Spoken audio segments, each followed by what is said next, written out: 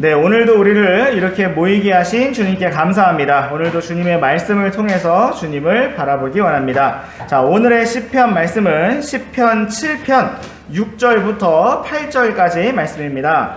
오 주여, 친히 분노하사 일어나시고 내 원수들의 경노로 인해 친히 일어나소서. 나를 위해 깨시고 주께서 명령하신 심판을 집행하소서. 그리하시면 백성의 회중이 주를 에워싸리니 그러므로 주께서는 그들을 위해 높은 곳으로 돌아오소서. 주께서 백성들을 심판하시리니 오 주여, 내 의와 내 속에 있는 내 온전함에 따라 나를 공의로 판단하소서.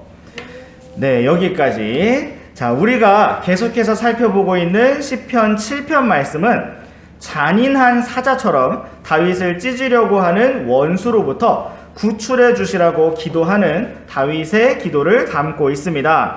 자, 우리는 5절 말씀 끝에 나타났던 어떤 단어가 있었죠? 네, 셀라라는 단어를 통해서 이 말씀이 다윗의 개인적인 어려움, 개인적인 고난에 대해서만 다루고 있는 것이 아니라 장차 마지막 날들에 있게 될 대환란과 이스라엘 민족을 향한 적 그리스도의 핍박에 대해서도 다루고 있다라는 사실을 살펴보았습니다.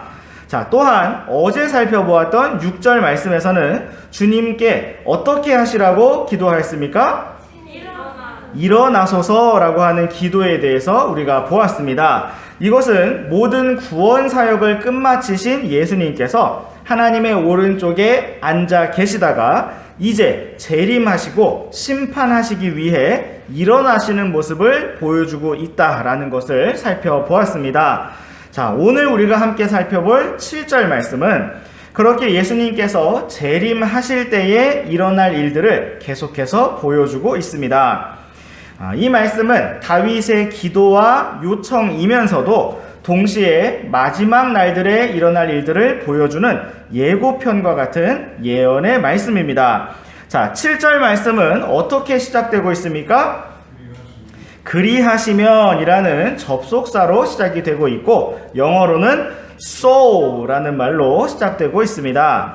자, 6절 말씀에서 이어지고 있다는 의미인데, 자, 6절 말씀에서 일어나셔서, 주님께서 일어나셔서 심판을 집행하기 위해서 재림하시면, 그리하시면, 계속해서 이어지는 7절 말씀처럼 백성의 회중이 주를 애워쌀 것이라고 기록하고 있습니다. 자, 여기에서 주를 애워싼다는 것은 주님을 환영하고 반갑게 맞이하는 모습을 보여주고 있는 것입니다.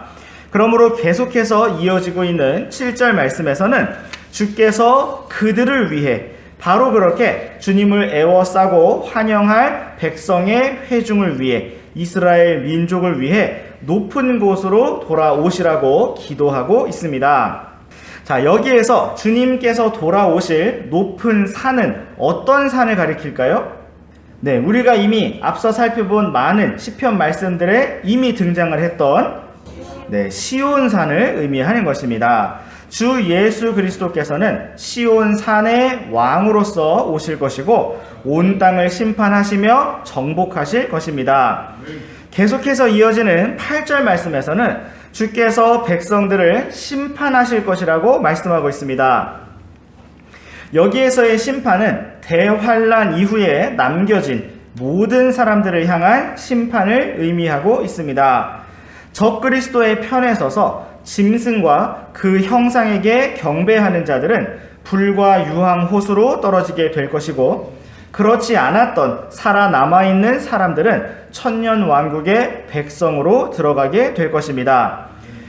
이미 오늘날 주 예수 그리스도의 피로 죄를 용서받고 구원을 받은 성도들, 첫째 부활에 참여한 우리 모든 성도들은 이때 천년왕국의 백성으로 들어가는 것이 아니라 주님과 함께 통치하는 왕과 제사장으로 들어가게 될 것입니다. 자, 오늘날 이 땅에서 사람들이 어떻게든 국회의원이 되고 정치가가 되고 또 대통령이 되고 권력자가 되려고 노력을 하지만 그렇게 권력을 잡아도 고작 몇 년, 몇십 년이 지나면 그 모든 힘도 다 사라져버리게 됩니다. 그러나 오늘 우리가 바라고 소망하는 영광은 영원한 것입니다. 오늘 우리가 바라고 소망하는 것은 영원한 안식이며 영원한 기쁨이며 영원한 영광입니다. 오늘도 우리가 주님께서 약속하신 소망의 말씀을 붙들고 힘차게 전진하기를 원합니다. 계속해서 8절 말씀을 보시면 주님께서 백성들을 심판하실 때 다윗은 내 의와 내 속에 있는 온전함에 따라 나를 공의로 판단하시라고 기도하였습니다. 우리는 여기에 나타난 다윗의 기도를 주의해서 볼 필요가 있습니다. 먼저 그 어떤 사람도 자기 자신의 의로 자기 자신의 온전함으로 하나님 앞에 설 수가 없습니다. 우리가 우리 자신의 행위와 우리의 삶을 가지고 하나님 앞에 서려고 한다면 우리는 당장 멸망할 수밖에 없을 것입니다. 그렇다면 우리의 의와 우리의 온전함은 무엇일까요?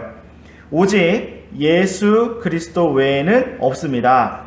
우리가 오늘 아침 찬송을 부른 것처럼 예수님의 피밖에 없네 찬송 부른 것처럼 우리가 예수님의 피를 의지하지 않고서는 우리의 의가 없고 우리는 하나님 앞에 나올 수가 없습니다.